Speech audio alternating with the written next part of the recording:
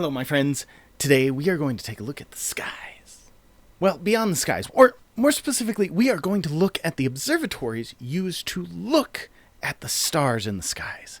So, without further ado, we are going to take a flight to all 10 of the ones that I chose to use for this video. At an altitude of just over 6,000 feet, the SALT, or South African Large Telescope, it is found northeast of Cape Town in South Africa, and in March 2004, the installation of the mirror that this telescope uses began, and it saw first light in May of 2005. It uses 91 similarly shaped hexagonal segments to act as its mirror, which I think is pretty cool. And as you can see, like most of the observatories that we'll be flying over today, it is not modeled correctly because Microsoft Flight Simulator doesn't know any better. Like, the program doesn't know any better. I'm sure that the devs are going to improve these areas soon. Now let's move on to the Canary Islands. There is a beautiful telescope called the Gran Telescopio Canarias. Beginning observations in 2009, this telescope was built at an altitude of 7,438 feet, which is the tallest one so far. It has had 2 parabolic mirrors installed into it. The first one consisted of 12 segments, and the second one was redesigned based off of similar concepts like the first telescope of 36 hexagonal segments. This telescope has, like I said, been contributing to science since 2009 and has a list of awesome experiences that they have been able to find and study and discover throughout our universe. I thought I'd show this area at night so that you could experience kind of what it would look like if you were standing atop this mountain at nighttime. Our next telescope, founded in 1958, can be found in Arizona. At an altitude of 6,877 feet, the Kitt Peak National Observatory is a beautiful place to go visit, as just looking at the horizon around us in this flight, it just lets you sit in awe. They offer day and nighttime tours. The nighttime tours are a little bit more exclusive, but in other words, they probably cost a little bit more. And while it is sad that this is not properly modeled, I am sure that the future updates of Microsoft Flight Simulator will eventually get into nitpicking small sites like these.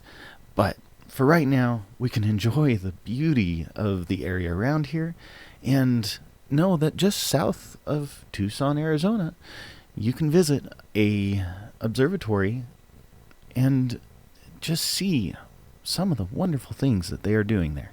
And in Texas, we find the Hobby Eberly telescope at a similar 6,600 feet above sea level. This telescope, and surprisingly, all the telescopes thus featured have all been telescopes that have mirrors that currently measure a little more than 30 feet across, which, seeing how these are placed around the planet, it is a wonder that they, just how much they contribute to our ability to see into the cosmos and explore the galaxy without ever leaving Earth. The continuous knowledge that we gain from having the ability to see away from our planet and look at and observe the sky and in all of its wonder and the many things that happen out there. There's billions of stars out there. It's just awesome. So, let's go on to the next. The Very Large Array in New Mexico is comprised of many radio telescopes. It is a centimeter wavelength radio astronomy observatory. This telescope facility has 28 radio telescopes. The telescopes measure 82 feet across each, and when arrayed in the way that they are, gives more three-dimensional views of what they are trying to look at. 27 of them stay active while one is in rotation for maintenance and repairs. The 3 legs kind of look like spokes that they put these telescopes on, and they have upwards 351 independent locations they can place these telescopes along these 3 spokes, giving them a variety of different ways of looking at the cosmos, all using these 27 telescopes. The information, when they are connected, they all act as one. This facility was also featured in the movie Contact, and in one scene, the actor actually has them move, and you get to see several of them move simultaneously. And that's what they do. They act as one unit when they are all installed into the locations that they are going to be using for that observation.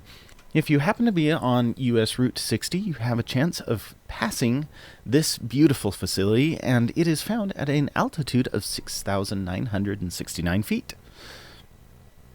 This facility was large enough that it took almost 7 years to build. They started construction in 1973 and finished construction in 1980. Around 2012, they decided that they were going to rename this facility. It is no longer called the Very Large Array. It has an addendum to it that is called the Carl G. Jensky Very Large Array.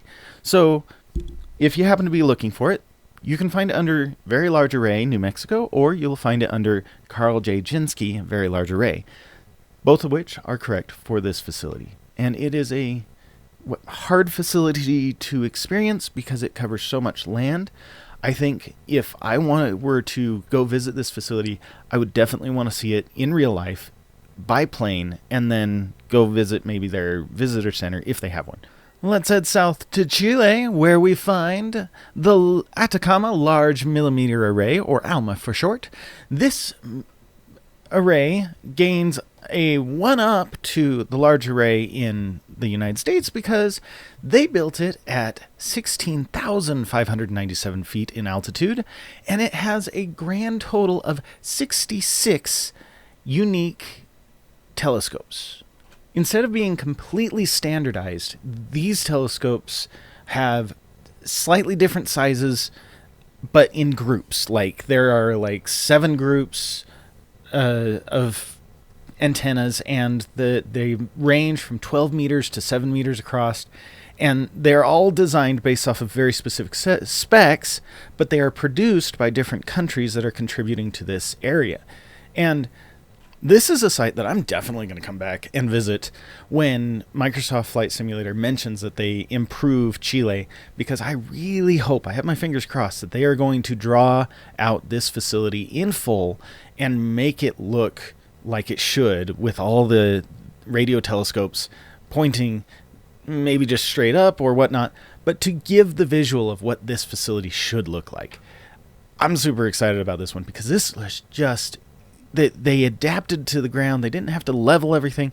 It is built on a plateau, but this is probably the highest altitude that we have so far. This facility has platforms for the 66 antennas spaced across a 10-mile area. That is really awesome. Off in the reaches of southern China, we find the 500-meter aperture spherical telescope. This Chinese creation was partially built to override and kind of be like, oh, we've got a better telescope than you, Arecibo Observatory. But this is adding on to the wonderful opportunities that we have to use radio telescopes to see further, deeper, and in more light, like in infrared and in radio, the depths of our galaxy.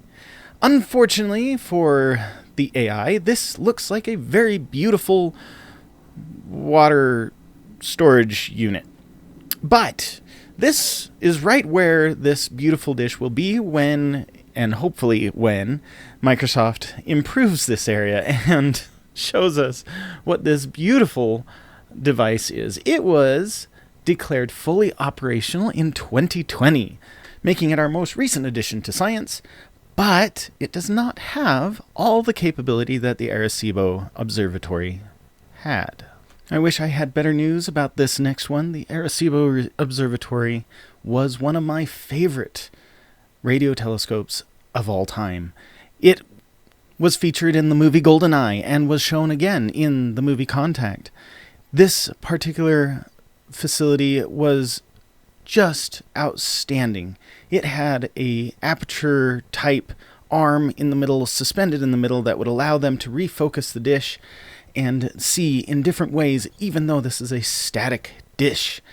While this dish was completed in 1963, it ended its term of service in December 1st, 2020, as the facility succumbed to structural failures and small earthquakes and hurricanes.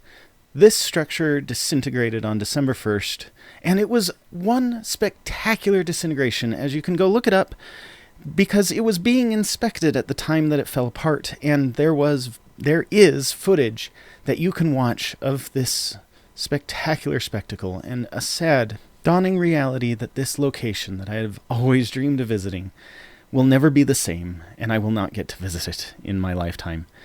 There is a chance that Puerto Rico and the contributing countries that helped keep this facility running will help rebuild this facility, but for right now, we will have to wait and see what happens. Although, on a happier note, we can go into California and fly past the Hollywood sign and the Griffith Observatory, which is found just north of LA. This beautiful observatory is fully modeled in Flight Simulator, and it is one of the icons that I will use to say the future looks bright if you want to see these observatories whilst flying from your home. Flight Simulator hopefully will eventually make this an opportunity that you can experience. As you have no doubt observed, this is the last entry of today, Mount Mauna Kea Observatories.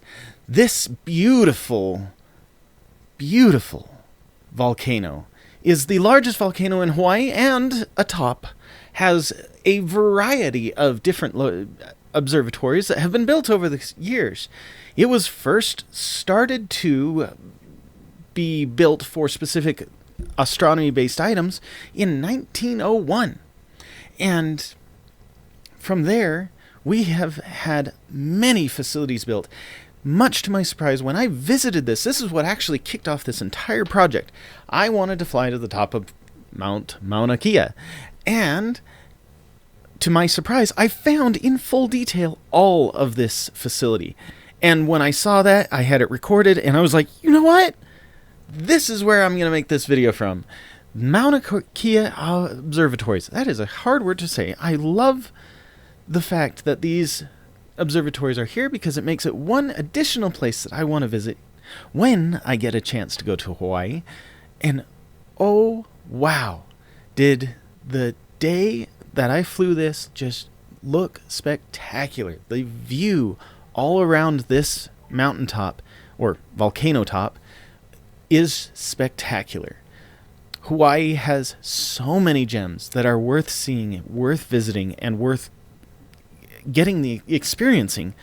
It is just a wonderful place to go, and the observatory complex, would be just absolutely a treat to get to visit. It probably takes a decent amount of time to get to the top of this mountain, because the roads leading up to it have switchbacks and wigglies and everything. This facility would definitely be something that you'd have to dedicate time to, but the detail they put into this facility, Microsoft Flight Simulator hit it right on the nose. And this is going to, if they make every observatory facility in the world look this good, we are in for an awesome treat, and we will be able to experience these places without having to fork out massive amounts of money just to visit them.